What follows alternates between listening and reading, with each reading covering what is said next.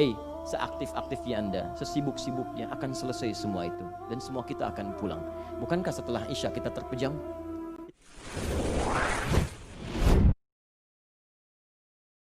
Anda kalau bekerja, saya, Anda, kita bekerja, kan dapat gaji ya? Gaji. Ya, itu bahasa Arabnya gaji. Sekarang ada yang menyebut ratib. Ratib. Pokoknya disebut ujrah. Pokoknya yang harus dibayar. Makanya kalau Anda ke Timur Tengah itu naik taksi, ada tulisan atasnya taksi ujrah. Ya, bukan punya si ujrah. Nanti kalau ke Mekah naik taksinya punya si ujrah, si ujrah punya banyak taksi. Ya, bukan. Itu taksi bayar, bukan gratis, bukan free. Jadi begitu Anda keluar menggunakan jasanya, bayar, berikan pokok dari jasa yang telah dia kerjakan.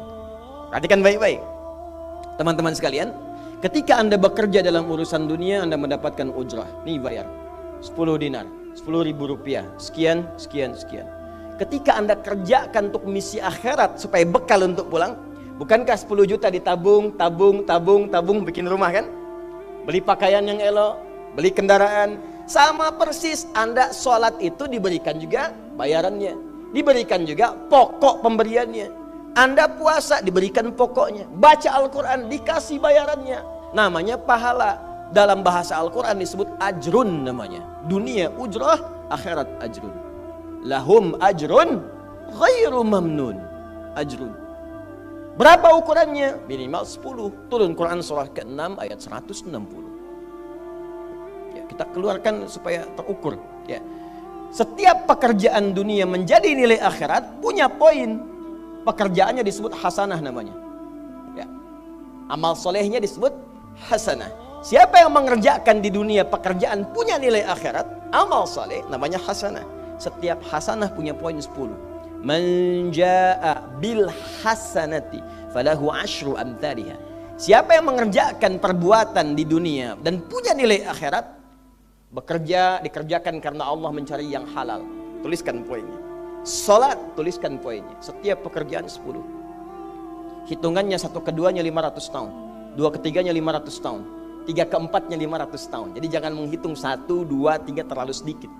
Ya. Di hadis Muslim saya sering katakan ke masjid saja dapat 25 poin baru nyampe. Jarak 1 ke 2 500 tahun. Jadi kalau ada yang tidak sholat dalam sehari, 1 kali sholat kehilangan 10 pahala kali 500 tahun. Dia kehilangan pahala 5.000 tahun. Ya, dosanya berapa?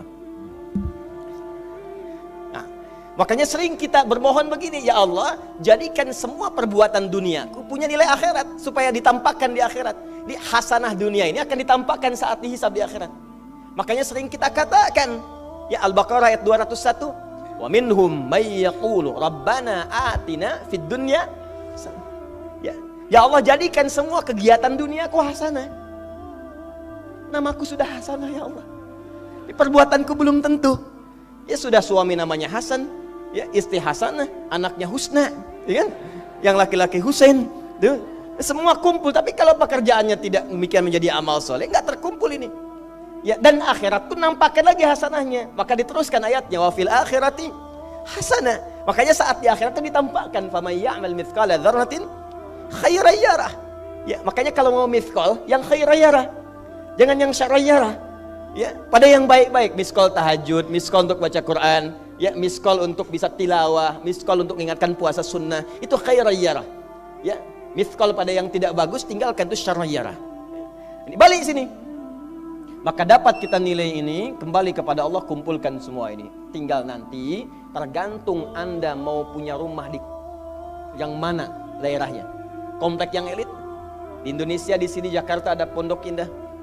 Ada beberapa tempat-tempat yang lainnya, elit kalangannya, Menteng dan seterusnya. Maka di surga pun ada komplek yang elit-elit. Ada Firdaus, ada surga Aden, ada macam-macam. Tinggal Anda cari bekal yang serius, turunkan kemudian ke bumi. Cuman sayang, dari sekian waktu yang Allah berikan disebut dengan ajal, menjadi batasan kita untuk beramal. Setiap kita dibatasi oleh waktu. Seperti Anda pun bekerja dunia, bukankah ada waktunya? Waktu produktif untuk bekerja, setelah itu ada masa pensiunnya. Dalam bahasa Arab, sesuatu yang kita kerjakan dengan batas dan setelah hilang batasnya, selesai aktivitasnya, disebut dengan ajal namanya.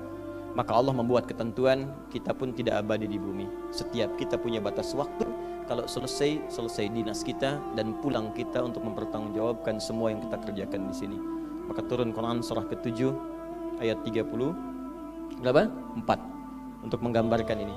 Walikulli ummatin ajal fa idza jaa ajaluhum la yastakhiruna sa'ata wa la yastaqdimun. Setiap umat seluruhnya tanpa kecuali itu pasti punya batas waktu untuk beraktivitas dan selesai pulang. Aktivitas kita ketika bergerak mencari kehidupan ma'isyah, pekerjaannya disebut dengan asya. Diingatkan kalau harakat fathah turun ke bawah kasrah artinya selesai harakatnya, hilang pekerjaannya. Dari asya menjadi isya. Setiap hari diingatkan kita dengan sholat isya. Hei, seaktif-aktifnya Anda, sesibuk-sibuknya akan selesai semua itu. Dan semua kita akan pulang. Bukankah setelah isya kita terpejam? Itu kan latihan. Makanya dalam doa saat akan tidur jadi disebutkan bisikallahumma amutu wa ahya. Ada riwayat lain ahya wa amut. Riwayat populernya amutu wa ahya. Mungkin malam ini saya pulang, saya meninggal. Makanya saat kita bangun dari tidur kita ucapkan alhamdulillahilladzi ahyana ba'dama. Ada maknya, sementara aja. Satu saat mungkin pulang. Kita nggak tahu di bagian mana yang tidur itu mengakhiri kehidupan kita saat kita pulang. Karena itu serius. Ada saatnya kita pulang. Nah teman-teman, ternyata sudah tahu akan pulang pun masih ada yang tidak memanfaatkan waktu dengan baik. Tanyakan pada setiap manusia ya, dari detik ini, dimulai dengan diri kita manusia kan? Tanyakan pada diri kita, Anda wafat tidak? Anda pulang tidak? Anda meninggal tidak? Kalau sadar pulang, maka cari bekal yang baik. Berarti Allah benar kan? Kata Allah setiap kita akan wafat. Kullu nafsin dha'iqatul maut. Setiap yang punya jiwa meninggal. Bahkan dikasih informasi jelas kok. Yang bawa maut disebutkan namanya malakul maut. Quran surah 32 ayat ke-11. Qul yatawaffakum malakul mautil ladzi wukkila bikum. Disebutkan. Bayangkan ya, kurang jelas apa lagi? Disebutkan punya waktu namanya ajal, akan wafat disebutkan, yang bawa wafat kematiannya disebutkan malaikatnya. Cara wafatnya disebutkan, Quran surah 89 ayat 27 sampai 30. Ya ayyatuhan nafsul mutmainnah, itu yang tenang, yang dahsyat dipukulin malaikat juga ada. Ya, Quran surah 8 ayat 50 itu ada sambil dipukulin malaikat. Ya. Maaf teman-teman sekalian, ini sudah jelas semuanya. Jadi aneh manusia itu. Sudah tahu akan meninggal, tahu ada kenikmatan, ada siksaan, tahu ada surga, ada neraka, tahu ada kenikmatan kubur, ada siksa kubur. Kenapa masih main-main juga? Kenapa nggak dimanfaatkan? Dan dia tahu ada yang menyolatkan, ada yang disolatkan. Apa nggak sempat terfikir ketika Anda wafat siapa yang menyolatkan? Bukankah yang paling indah yang menyolatkan orang yang selama ini kita rawat? Anak yang pernah dikandung, diberikan ASI, dirawat-rawat. Anda menyiapkan apa gitu? Kita menyiapkan apa? Sayang-sayang investasi keluar banyak ketika wafat gak bisa berlaku apapun. Bahkan ada yang sebelum wafat pun sudah dibuang dari keluarganya. Waliyadzubillah. Nah, sekarang dari sekian kegiatan aktivitas kita, berapa yang sudah punya nilai di mata Allah menjadi amal saleh? Sekarang kita ukur. Ya, sekarang kita ukur. Pelan-pelan sebentar ya. Ini rata-rata usia berapa tahun? Oh baik, 40 tahun ke atas ya. Ya. Walaupun atasnya mungkin agak banyak, atas gitu ya, bagian. Nggak apa-apa. Fokus sini ya, edisi kali ini fokus saja. Biarkan saya yang datang, terangkan, tulis, hapus ya. Antum simak aja lah, simak, tulis dengan baik, mau ketawa-ketawa, sudah masuk surga alhamdulillah. Udah cukup dengan amin, lihat dulu. Ini saya sering sampaikan, ini kita kasih batas standar di Al-Quran aja lah, 40 tahun misalnya. Ya, standar keseriusan beraktivitas. Ya, lihat sini. Konon dalam sebuah penelitian sederhana, manusia itu kalau dihitung-hitung aktivitasnya setengah dari usianya, itu umumnya walau tidak semuanya teralokasikan untuk tidur, beristirahat, tidur.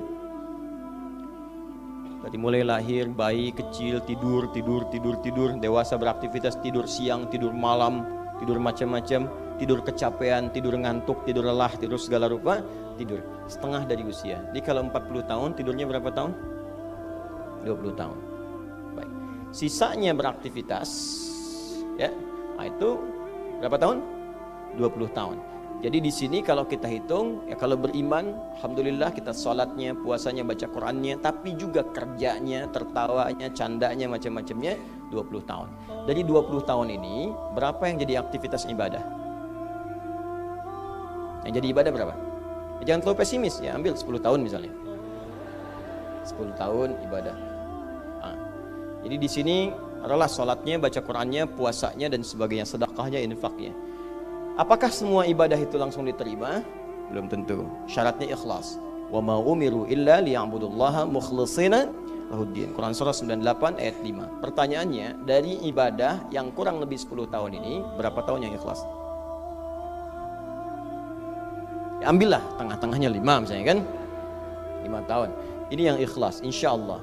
Yang ikhlas kurang lebih 5 tahun. Jadi usia 40 tahun ini, yang produktif amalan yang kurang lebih harapan kita diterima oleh Allah insya Allah 5 tahun. Dosanya berapa tahun?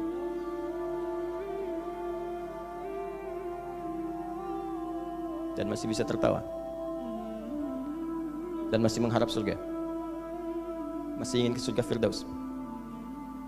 Masih ingin mendapatkan segala hal yang istimewa. Sementara kita sadar, gini caranya begini.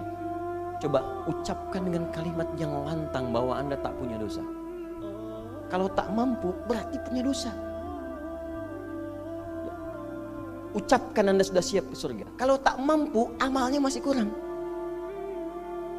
Jadi kalau sudah merasa amal masih kurang, dosa banyak, terus masih main-main juga.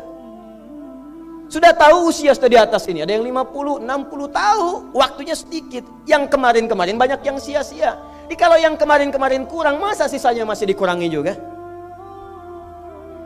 Anda 40 tahun, 50 tahun, 60 tahun. Sekarang anak 4, 5 tahun, bahkan matanya buta, ada laki-laki, ada perempuan, sudah jadi penghafal Quran. 5 tahun hafal Quran. Belum baligh. Dan berharap punya bekal di hadapan Allah. Kemarin sahabat saya, Syekh Ali Jabir, ya, datang ke Bekasi. Cerita tentang Kaila, anak 5 tahun, mata buta. Murajaah hafalan Quran sehari 5-7 juz. Dikatakan oleh beliau, Kaila, apa enggak capek terlalu banyak? Kamu kan punya uzur di hadapan Allah. Allah Maha memahami keadaan kamu. Apa enggak lelah? Saya malu justru kepada Allah kalau kurang daripada itu. Anak 5 tahun mengulang hafalan Quran setiap hari 5-7 juz, dan malu kalau kurang di bawah itu sebagai bekal untuk menghadap Allah. Anda diberikan kesempatan sampai lebih daripada 50 tahun, lebih daripada 40 tahun, lebih daripada 20 tahun. Dan sampai kesempatan itu, sampai hari ini pun untuk baca pun belum punya waktu. Dan Anda mengharap surga, Anda siapa?